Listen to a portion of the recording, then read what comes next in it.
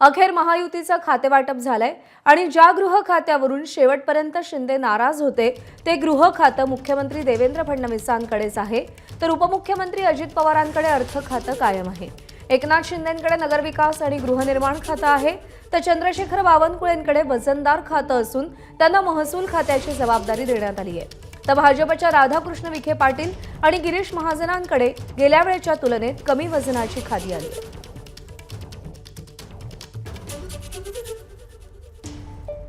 महायुतीचं बहुप्रतीक्षित खातेवाटप झालेलं आहे आणि अनेक खात्यांचे मंत्री बदलण्यात आलेले आहेत, पण सगळ्यात महत्त्वाचं म्हणजे ज्या गृह खात्यासाठी शिंदे आणि शिवसेना आग्रही होती ते गृह खातं भाजपनं स्वतःकडेच मुख्यमंत्री देवेंद्र फडणवीसांनी स्वतःकडेच ठेवण्यामध्ये यश मिळवलेलं आहे।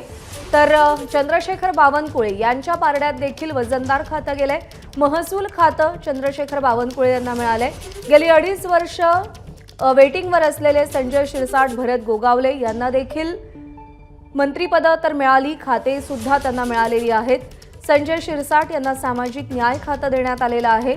एकनाथ शिंदे यांच्याकडे नगरविकास आणि गृहनिर्माण खातं आहे, तर चंद्रशेखर बावनकुळेंकडे महसूल खात्याची जबाबदारी आहे। अर्थ आणि उत्पादन शुल्क ही दोन महत्त्वाची खाती अजित पवारांनी स्वतःकडे ठेवलेली आहेत।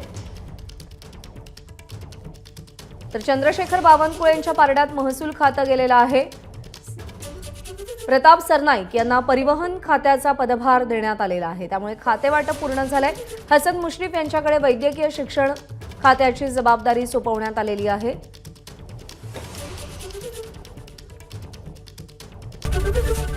एबीपी माझा, उघडा डोळे बघा नीट।